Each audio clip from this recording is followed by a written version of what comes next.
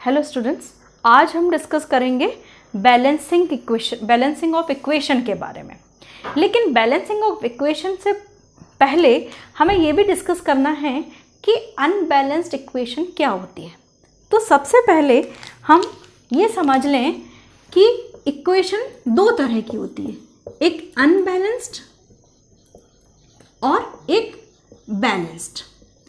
जैसे for example, जैसे मैं आपको कहूँ हाइड्रोजन प्लस ऑक्सीजन, इसको मिला के बना H2O वाटर। ओके, अब यहाँ पर मैं कंपेयर करूँ हाइड्रोजन ऑक्सीजन, इसके रिएक्टेंट और प्रोडक्ट से। देखिए हाइड्रोजन 2, यहाँ पर 2, ऑक्सीजन 2, यहाँ पर 1। ओके, तो यहाँ पर हाइड्रोजन और ऑक्सीजन जितने एटम रिएक्टेंट साइड हैं उतने एटम प्रोडक्ट साइड नहीं है। तो ये इक्वेशन कैसी कहलाएगी? अनबैलेंस्ड। अब मैं आपको एग्जांपल देती हूँ।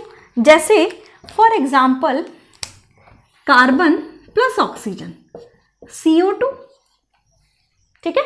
अब यहाँ पर कार्बन ऑक्सीजन एटम कंपेयर करिए रिएक्टेंट एंड प्रोडक्ट में। कार्बन 1, CO2 में 1, ऑक्सीजन में 2, यहाँ पर 2। ओके, तो ये कैसी है? एक बैलेंस्ड इक्वेशन है। जितने यहाँ पर एटम है कार्बन और ऑक्सीजन के, उतने ही प्रोडक्ट साइड पे भी एटम है। तो ये एक तरह की क्या है? बैलेंस्ड इक्वेशन है। समझ में आ रहा है आपको? तो बैलेंस्ड और अनबैलेंस्ड मतलब कि अगर कोई इक्वेशन में, केमिकल रिएक्शन में रिएक्टेंट के atom is equal to product के एटम नहीं है, तो उसे हम किस कैटेगरी में डालेंगे? अनबैलेंस्ड। और अगर रिएक्टेंट के एटम प्रोडक्ट के एटम के इक्वल है तो वो बैलेंस्ड इक्वेशन है। ठीक है, तो जो बैलेंस्ड है उसको बैलेंस हमें नहीं करना। हमें किसको बैलेंस करना है? जो अनबैलेंस्ड है। ठीक है, तो मैं इसको यहां पर रब कर देती हूं। ओके, अब देखिए यहां पर जैसे जो मेरे पास अनबैलेंस्ड है H2 प्लस O2, ये मेरे पास यहां था H2O था। ओके, ये मेरे पास अनबैलेंस था। अब यहां पर हाइड्रोजन को 2, हाइड्रोजन और ऑक्सीजन को कंपेयर किया था हमने, रिएक्टेंट वर्सेस प्रोडक्ट। यहां पर 2, यहां पर 2, यहां पर ऑक्सीजन 2, यहां पर 1।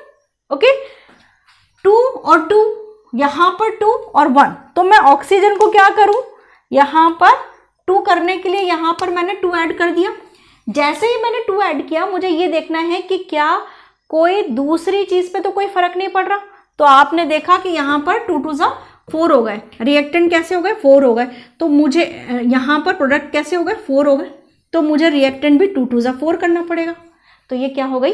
एक तरह की बैलेंस्ड इक्वेशन हो गई। ओके, अब यहां पर तो समझ में आया आपको कि कोई जो बैलेंस्ड इक्वेशन है वो, उसे हमें बैलेंस नहीं करना है। हमें किसे बैलेंस करना है? अनबैलेंस्ड इक्वेशन को।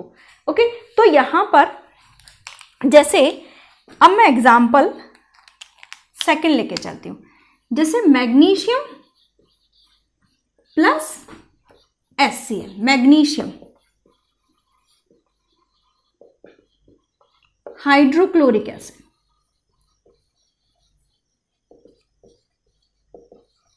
ये क्या हो गया आपका? MgCl2, यानी magnesium chloride plus hydrogen. Okay, ये एरो का मतलब समझ ही गए होंगे आप लोग। गैस कहां जा रही है? ऊपर जा रही है। ओके, अब यहां पर देखो, कंपेयर करो जल्दी से बताओ भाई। Magnesium, chlorine, hydrogen, reactant versus product. Magnesium 1, magnesium 1। Okay, यहां पर 1, chlorine 1, chlorine 2, hydrogen 1, hydrogen 2। Okay, magnesium का मामला सही है, मामला किसका गड़बड़ है? क्लोरीन और हाइड्रोजन को कंपेयर करो फटाफट। यहां पर क्लोरीन 2 है, क्लोरीन 1 है, कंपेयर कर लो। अब क्लोरीन कितने हो गए? 2, हाइड्रोजन 2 है, हाइड्रोजन 2, यानी कि बैलेंस हो गई। समझ में आ रहा है? तीसरा example,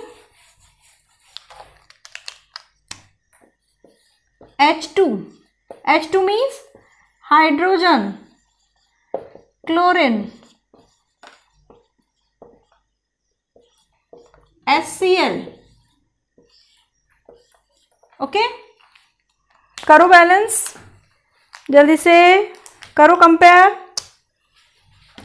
hydrogen chlorine, reactant versus product, 2 1 2 1, तो मैं क्या ऐड करूं? 2 ऐड कर दूं।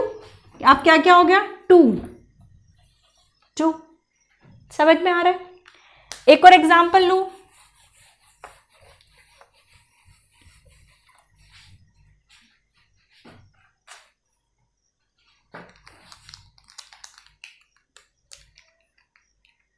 SO2, example 4, SO2 sulphur dioxide, okay, plus oxygen,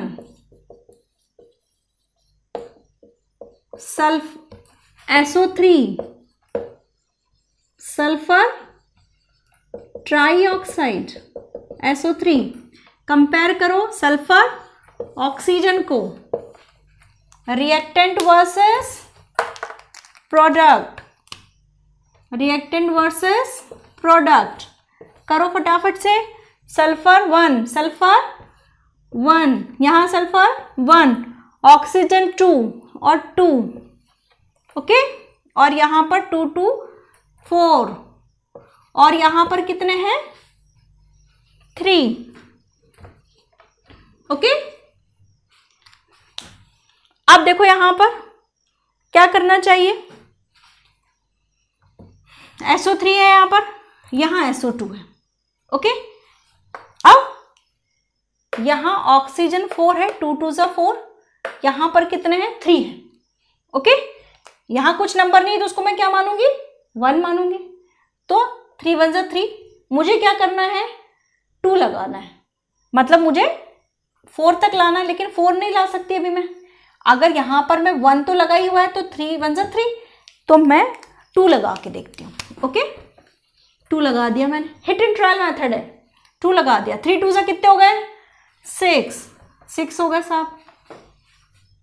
तो यहां पर देखो सल्फर पे कोई इफेक्ट आया क्या? बिल्कुल आया। सल्फर पे प्रोडक्ट साइड पे 2, रिएक्टेंट साइड पे कितने? 1।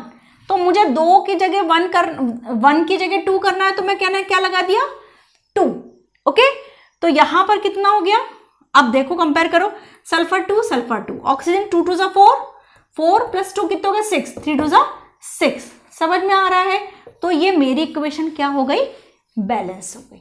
तो किसी भी केमिकल रिएक्शन को जब आप हायर क्लासेस में जाएंगे, 11th में 12th में, तो वहां पर आपको बैलेंसिंग बहुत स्ट्रॉन्ग आपको आनी चाहिए, क्योंकि केमिस्ट्री का जब भी आप उसमें न्यूमेरिकल सॉल्व करेंगे तो आपको बहुत अच्छे से बैलेंसिंग आनी चाहिए।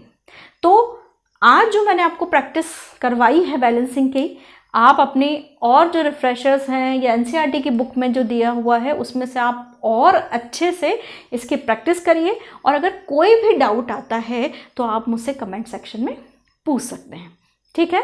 तब तक अगर आपको ये लगता है कि ये सेशन आपने बहुत अच्छे से एंजॉय किया है, तो होप आप इसको लाइक करेंगे, शेयर भी करेंगे, सब्सक्राइब भी करेंगे और शेयर करेंगे अपने और फ्रेंड्स तक।